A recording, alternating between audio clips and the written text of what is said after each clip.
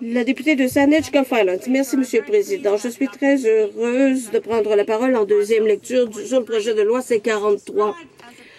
On dit que c'est un projet de loi pour accélérer le renvoi des criminels étrangers. Je ne vais si ce n'était du titre du projet de loi, il n'y aurait rien à débattre. Il est certain que tous les Canadiens pensent que les criminels étrangers dangereux doivent être renvoyés du Canada. La Chambre a déjà reçu de nombreux projets de loi et nous sommes toujours étonnés de voir à quel point ils sont passés, ils sont différents des lois que j'ai étudiées quand je faisais mon droit.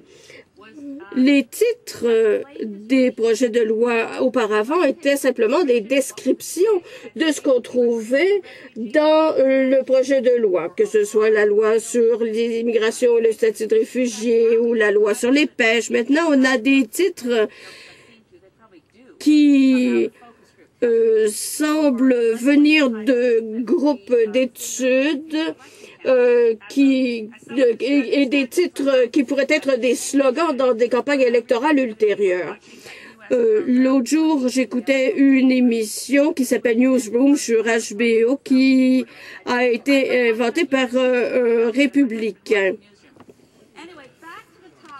Enfin, pour revenir au sujet, cette mesure législative qui modifie la loi sur l'immigration et la protection des réfugiés est intéressante si elle vise vraiment à renvoyer les criminels étrangers. Moi, je pense que ce qu'il faut, c'est trouver un juste milieu. On ne veut pas que les criminels étrangers qui n'ont pas le droit d'être sur notre territoire puissent être ici et menacer les Canadiens. Mais on a une Charte canadienne des droits et libertés. Les résidents permanents et les citoyens ont les droits au terme de la Charte des droits et libertés. Est-ce qu'on a trouvé ce juste milieu? Est-ce qu'on ne va pas nuire à des gens qui ne constituent pas une menace pour la société? Est-ce qu'ils ne vont pas se retrouver pris dans le filet des pouvoirs discrétionnaires du ministre? Et on pourrait nuire de cette façon à des gens qui contribuent de façon positive à notre société. Je suis sûre que ces gens-là ne voudraient pas se faire prendre dans un filet qui traite sans discrimination et sans compassion tous les cas. On se demande s'il y a un juste milieu. Eh bien, pensons aux commentaire de l'Association du barreau canadien. Mandel Green du barreau de Toronto a publié dans le Toronto Sun qu'elle s'inquiétait des effets énormes que cette mesure aura sur les communautés d'immigrantes si ce projet de loi est adopté. Ce sera une peine à perpétuité pour bien des gens. John Sandler, qui à la même conférence de presse représentait l'Association des avocats de droit pénal de l'Ontario, a dit que cette mesure détruira des familles qui sont ici depuis longtemps. Cela va criminaliser des gens si on renvoie du Canada les parents de criminels. Bibi Maman a dit ce qui suit. Les résidents canadiens qui pourraient se faire prendre être déportés sans appel comprennent de jeunes enfants qui sont arrivés ici comme résidents permanents lorsqu'ils étaient très jeunes, mais qui n'ont pas reçu leur citoyenneté. Il est incroyable que dans un pays comme le Canada, qui donne toujours une deuxième chance aux autres, adopte maintenant une approche de renvoi après un crime.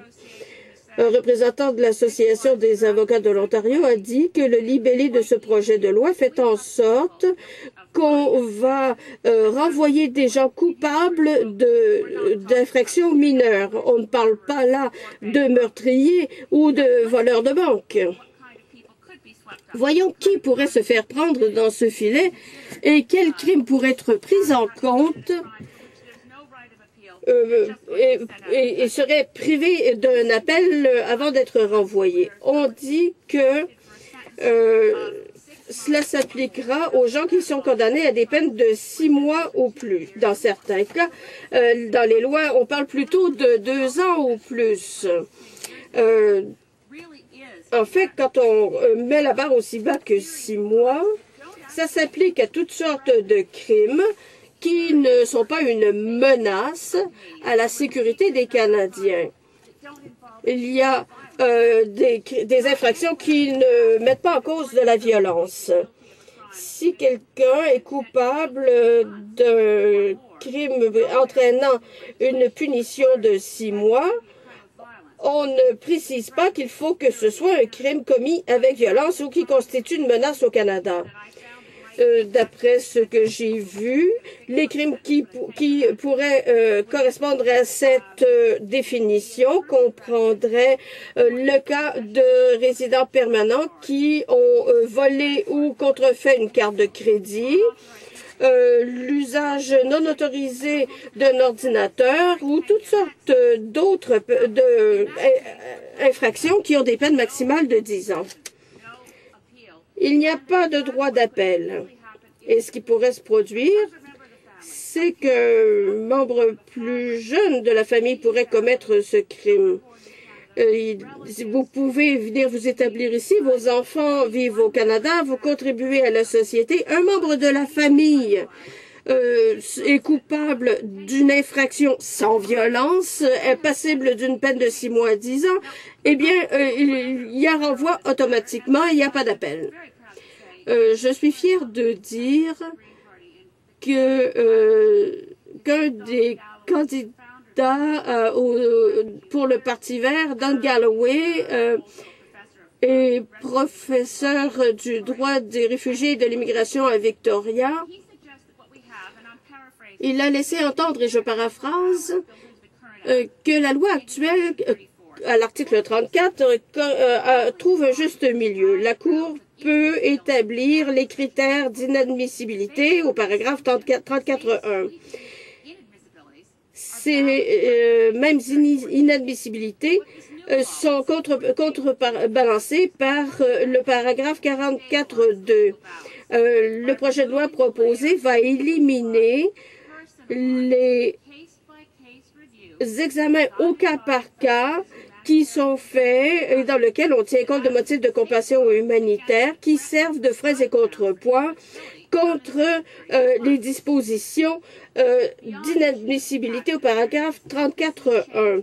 Ce changement mal conçu obligera les tribunaux, comme ils l'ont déjà dit, à devoir intervenir pour corriger la loi afin de garantir que la loi est constitutionnelle. Autrement, il y aura infraction aux dispositions de la Charte. Avant que je n'ai plus de temps, je voudrais parler d'un autre article particulièrement choquant qui ne traite pas des criminels ou des gens qui sont au Canada.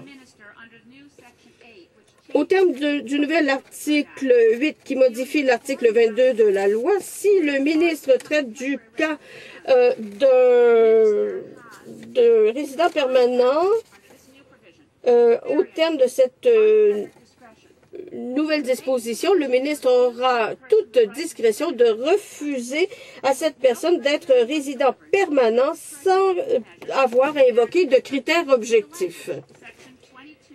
L'article 22.1, ça se trouve à l'article 8 du projet de loi C-43, permet au ministre de sa propre initiative et s'il estime que l'intérêt public le justifie de déclarer que l'étranger non visé à l'article 19 ne peut devenir résident temporaire. Et cette interdiction peut durer pendant 3 ans. Bon, quand j'étais étudiante en droit, je faisais de l'interprétation des lois ou de la rédaction et on n'a pas ce genre de libellé. Quand on dit s'il estime, c'est vraiment laisser toute latitude.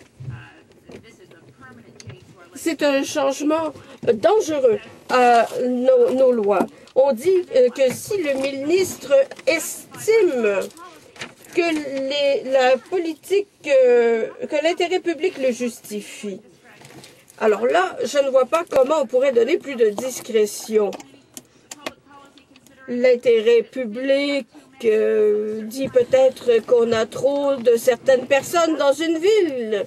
Il n'y a pas de critères objectifs. J'espère que quand le comité sera saisi de ce projet de loi, on pourra rééquilibrer la loi. Moi, je suis chef du Parti vert et je ne veux pas qu'on garde les criminels dangereux au Canada, mais je veux qu'on conserve la Charte des droits et libertés au Canada. Questions et commentaires? Député de Vaudreuil-Soulanges. Thank you, Mr. Speaker. Well, I share many of the... Le député de Vaudreuil-Soulanges. Merci, Monsieur le Président. Je partage bon nombre des préoccupations soulevées par la députée, mais j'aimerais savoir si elle va appuyer le passage du projet de loi pour qu'il puisse être étudié en comité, parce qu'elle a parlé des criminels de guerre, etc. Et j'aimerais savoir si elle est d'accord avec moi pour affirmer que c'est une question de priorité. Le gouvernement dépose ce projet de loi en chambre alors qu'il y a tellement d'autres problèmes. Il y a le chômage des nouveaux arrivants et les pertes qui en résultent. Il y a aussi le fait que la culture n'est plus un pilier de notre politique étrangère.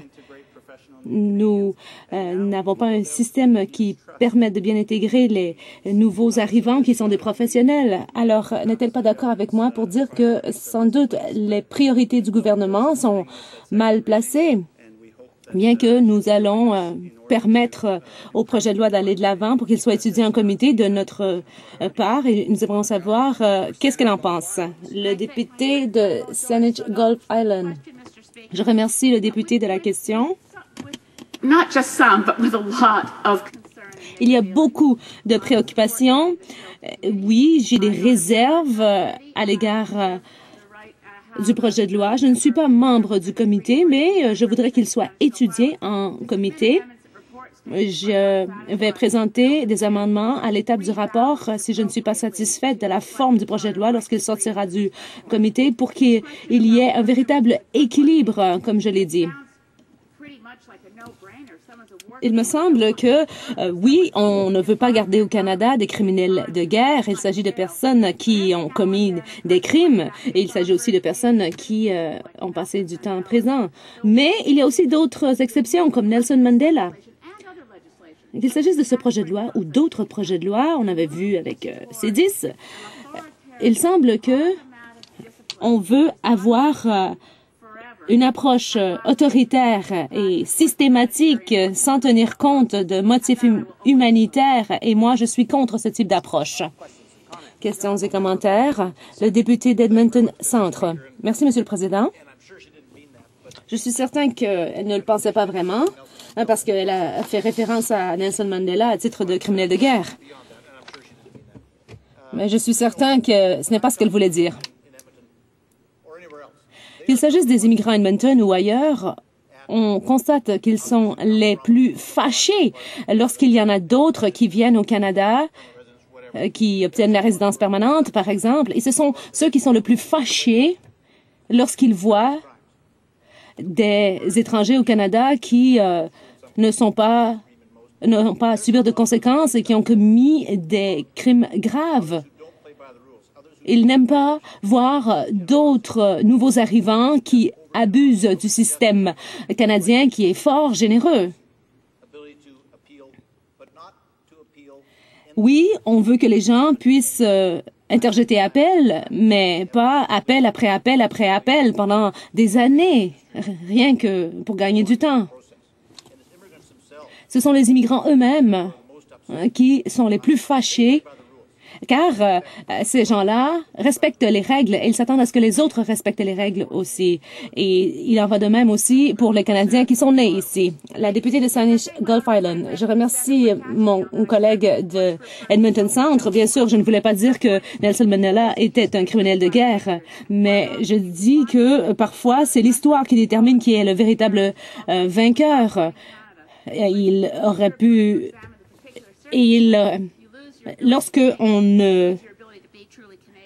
Lorsqu'on n'est pas capable de bien analyser les choses, ce qui se passe, c'est qu'on n'est pas considéré comme un véritable Canadien et on perd des chances. Et je suis certaine que le ministre va être saisi de ce type d'histoire lorsqu'il s'agit d'une famille qui a passé beaucoup de temps au Canada et si l'un des membres de la famille est reconnu coupable d'avoir utilisé de façon frauduleuse une carte de crédit, alors il y aura une déportation.